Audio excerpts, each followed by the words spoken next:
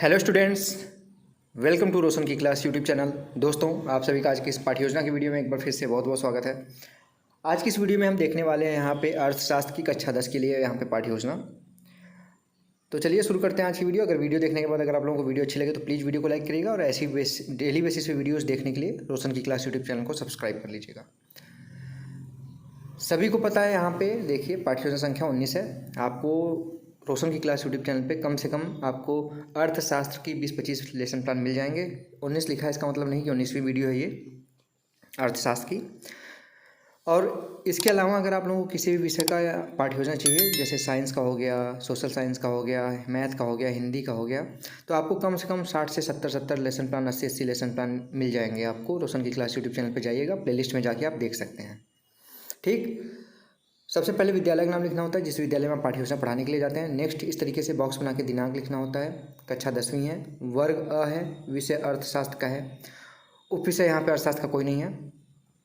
ठीक, कालांश यहाँ पे दूसरा है। आपका जो भी कालांश होगा लिखिए। कालांश का मतलब होता है पीरियड, यानी जिस पीरियड में जाएंगे उसका नंबरिंग करना है। जैसे सेकंड में ये बच्चा गया तो सेकंड लिखा है। कालांश को ही काफ़ी कॉलेजेस में चक्र कहते हैं। दोनों चीज़ें सेम होती है। समय अवधि 35 मिनट का है। ठीक, इसके बाद आप देख सकते हैं हमारा आज का जो प्रकरण है वो है वितरण के माध्यम। वितरण के माध्यम यानी वितरण किस किस माध्यम से किया जाता है। सामान्य उद्देश्य हेडिंग है। अब सामान्य उद्देश्य हेडिंग के अंतर्गत आपका जो विषय होता है उसको पढ़ाने के बाद बच्चे क्या क्या सीखने वाले हैं, उनको आप क्या सिखाने वाले हैं। जैसे अर्थशास्त्र विषय पढ़ाने के बाद बच्चे क्या क्या सीखने वाले हैं, उन इसके बारे में सामान्य उद्देश्य में कम से कम 3 से 4 पॉइंट और मैक्सिमम 8 से 10 पॉइंट लिख सकते हैं। तो पहला पॉइंट देखिए लिखा गया, छात्रों में तार्किक एवं मानसिक शक्तियों का विकास करना। दूसरा पॉइंट है छात्रों में अर्थशास्त्र के प्रति रुचि उत्पन्न करना।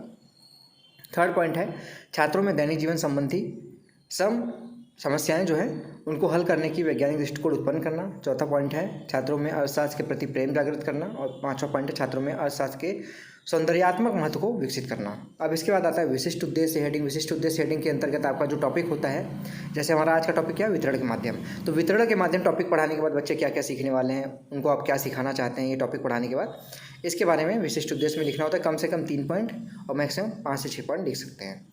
तो यहाँ पे देखिए पहला पॉइंट है संज्ञानात्मक उद्देश्य। इसमें पहला पॉइंट है छात्र वितरण के माध्यम का अर्थ बता सकेंगे। दूसरा पॉइंट है छात्र वितरण के माध्यम की परिभाषा बता सकेंगे। देखिए सेकंड पॉइंट है अवबोधात्मक उद्देश्य। इसमें पहला पॉइंट लिखा गया छात्र वितरण के माध्यम क्या है स्पष्ट कर सकेंगे। दूसरा पॉइंट है छात्र वितरण के माध्यम के प्रकारों को बता सकेंगे। तीसरा हेडिंग है यहाँ पे अनुप्रयोगात्मक उद्देश्य। इसमें देखिए लिखा गया छात्र वितरण के माध्यम के विषय में जानकारी का प्रयोग कर सकेंगे। दूसरा पॉइंट है छात्र वितरण के माध्यम को उदाहरण के द्वारा बता सकेंगे। 3 पॉइंट हो गया वो। अब अगली हेडिंग आती है शिक्षण सहायक सामग्री। शिक्षण सहायक सामग्री के अंतर्गत देखिए उन सभी सामग्रियों के बारे में आपको लिखना होता है जिसकी सहायता आप शिक्षण कार्य करने के लिए लेते हैं। तो यहाँ पे वितरण के माध्यम को चित्र की सहायता से दर्शाता चार्ट। इसके अलावा अगर लिखना चाहें तो चौक, डस्टर, लपेट, फलक, संकेतक, ये सारी चीज़ें लिख सकते हैं।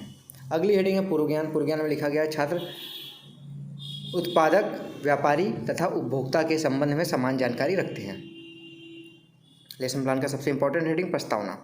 प्रस्तावना को 3 कॉलम में डिवाइड किया गया है। क्रम संख्या, छात्राध्यापक क्रियाएं, छात्र क्रियाएं।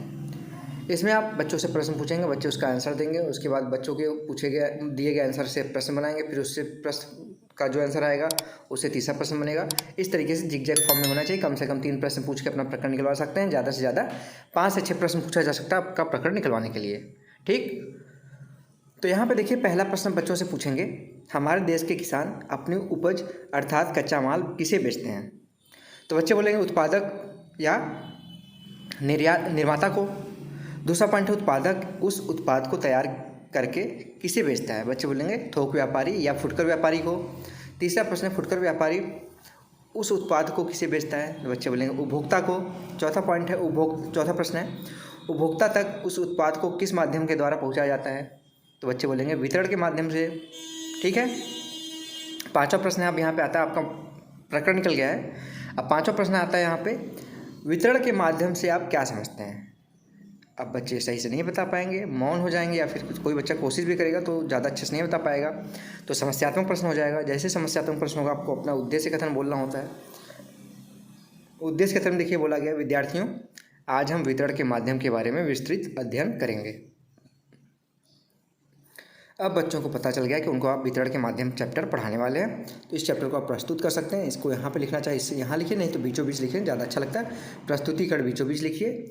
उसके बाद यहाँ पे 4 कॉलम बनाया गया है। शिक्षण बिंदु, छात्राध्यापक क्रियाएं, छात्र क्रियाएं, श्यामपट कार्य, साथ ही में अगर आप शिक्षण विधि लिखना चाहते हैं तो यहाँ पे एक कॉलम बना के शिक्षण विधि लिख दीजिएगा, जिसमें आपकी प्रश्नोत्तर विधि जहाँ पे होगी मैं बता दूंगा, यहाँ पे व्याख्यान विधि होगी वो भी मैं बता दूंगा। तो पहला शिक्षण बिंदु है वितरण के माध्यम का अर्थ। प्रश्न है वितरण के माध्यम से आप क्या समझते हैं? बच्चे नहीं बता पाएंगे, मौन हो जाएंगे, स्पष्टीकरण देंगे आप। अब यहाँ पे प्रश्न पूछे तो ये प्रश्नोत्तर विधि हो जाएगी, स्पष्टीकरण देंगे तो ये व्याख्यान विधि हो जाएगी। वितरण के माध्यम अंग्रेजी भाषा में चैनल ऑफ डिस्ट्रीब्यूशन शब्द का हिंदी रूपांतरण है। वितरण के माध्यम से आशय एक ऐसे माध्यम से है जिसके द्वारा किसी उत्पाद या वस्तु, अब इसके सामने वाले देखिए, छात्र वाले कॉलम में देख लीजिए, फिर नीचे चलते हैं। छात्र ध्यानपूर्वक सुनते हैं और यही जो इंपॉर्टेंट पॉइंट आप स्पष्टीकरण दे रहे हैं इसी को आप सैंपल वाले कॉलम में लिख सकते हैं। ठीक, अब इसके बाद यहाँ पे कहाँ पे हमने छोड़ा था? किसी उत्पाद या वस्तु को उत्पादकों से उपभोक्ताओं तक पहुँचाया जाता है, इसे वितरण वाहिकाएँ या व्यापारिक माध्यम भी कहते हैं। आज का युग प्रतिस्पर्धी युग है। अंततः इस युग में प्रत्येक व्यापारी यह चाहता है कि उसका लाभ न केवल प्रत्यक्ष रूप से अधिक हो बल्कि अप्रत्यक्ष रूप से भी अधिक हो। इसी को ध्यान में रखते हुए वह यह चाहता है कि उसका उत्पाद अंतिम उपभोक्ता तक शीघ्र अतिशीघ्र पहुँचे, इसलिए वह एक ऐसी कड़ी का निर्माण करता है जो उसके उत्पाद को सरलता से उपभोक्ता तक पहुँचा दे। प्रायः इसी कड़ी को वितरण के माध्यम कहते हैं। दूसरे शब्दों में वितरण के माध्यम से आशय एक ऐसे माध्यम से है जिसके अंतर्गत वस्तुएं उत्पादक से अंतिम उपभोक्ता तक पहुंचाई जाती हैं। इसमें उत्पादक या निर्माता, एजेंट, थोक व्यापारी, फुटकर व्यापारी तथा उपभोक्ताओं को भी शामिल किया जाता है। इसमें एजेंट, थोक व्यापारी व फुटकर व्यापारी उत्पादकों तथा उपभोक्ताओं के बीच एक पुल का कार्य करते हैं, जैसे गन्ने से चीनी का बनना आदि। बहुत प्रश्न है वितरण के माध्यम को अंग्रेजी भाषा में क्या कहते हैं? बच्चे बोलेंगे वितरण के माध्यम को अंग्रेजी भाषा में चैनल ऑफ डिस्ट्रीब्यूशन कहते हैं। दूसरा प्रश्न है वितरण के माध्यम से आप क्या समझते हैं? बच्चे बोलेंगे एक ऐसा माध्यम जिसके अंतर्गत किसी वस्तु का या उत्पाद को उत्पादकों से लेकर उपभोक्ता तक पहुँचाया जाता है। दूसरा शिक्षण बिंदु वितरण के माध्यम के प्रकार। प्रश्न है वितरण के माध्यम के कितने प्रकार हैं? नहीं बता पाएंगे बच्चे, प्रश्नोत्तर विधि थी। अब स्पष्टीकरण देंगे जो व्याख्यान विधि होगी। वितरण के माध्यम के मुख्यतः रूप से 5 प्रकार होते हैं। छात्र वाले कॉलम में देख लिखा गया, छात्र ध्यानपूर्वक सुनेंगे। 5 प्रकारों के बारे में बताया गया। निर्माता से डायरेक्ट उपभोक्ता तक जाता है। दूसरा प्रकार है निर्माता, फुटकर व्यापारी, फिर उपभोक्ता तक। तीसरा है निर्माता, थोक व्यापारी, फुटकर व्यापारी, फिर उपभोक्ता तक। चौथा है निर्माता, एजेंट, फुटकर व्यापारी, फिर उपभोक्ता तक। और 5वां है निर्माता, एजेंट, थोक व्यापारी, फुटकर व्यापारी और फिर उपभोक्ता तक। इसी 5 प्रकार को आप सैंपल पे देखिए लिखा हुआ है यहाँ पे। फिर से बहुत प्रश्न है। बहुत प्रश्न देखिए, पहला प्रश्न पूछा गया वितरण के माध्यम कितने प्रकार के होते हैं? बच्चे बोलेंगे वितरण के माध्यम के 5 प्रकार होते हैं। दूसरा प्रश्न है वितरण के माध्यम के अंतर्गत वितरण का सबसे खर्चीला प्रकार कौन सा है और क्यों है? तो बच्चे बोलेंगे वितरण के माध्यम का जो सबसे खर्चीला प्रकार है वो है एजेंट, थोक व्यापारी, फुटकर व्यापारी, उपभोक्ता, क्योंकि इसमें उत्पाद कई चरणों से होकर गुजरता है और जिसमें उत्पादक या निर्माता की वस्तुएं उपभोक्ता के लिए महंगी हो जाती हैं। इसका कारण यह है कि सभी व्यक्ति उत्पाद में अपना लाभ जोड़कर बेचते हैं। जब ज़्यादा लोगों के बीच में जाएगा, ज़्यादा लोगों के हाथों से बिकेगा माल, तो जाहिर सी बात है वो सब लोग अपना लाभ कमाएंगे। अब यहाँ पे तीसरा शिक्षण बिंदु वितरण वाहिकाओं के कार्य। प्रश्न है वितरण वाहिकाओं के माध्यमों या फिर वाहिकाओं के क्या कार्य हैं? बच्चे नहीं बता पाएंगे, मौन हो जाएंगे। अब यहाँ पे मौन होने का मतलब हो सकता है कोई बच्चा बताए भी, कोशिश भी करे तो, लेकिन डिटेल नहीं बता पाएगा जितना आप डिटेल बताएंगे तो फिर समस्यात्मक प्रश्न हो जाएगा। समस्यात्मक प्रश्न होगा तो उसका स्पष्टीकरण देंगे। स्पष्टीकरण देखिए यहाँ पे लिखा गया है। वितरण के माध्यमों यानी कि वाहिकाओं के कार्य निम्नलिखित हैं। पहला, वित्त का प्रबंध करना। दूसरा, मूल्य निर्धारण करना। तीसरा, संचार में सहायता करना। चौथा, संवर्धन क्रियाएं करना।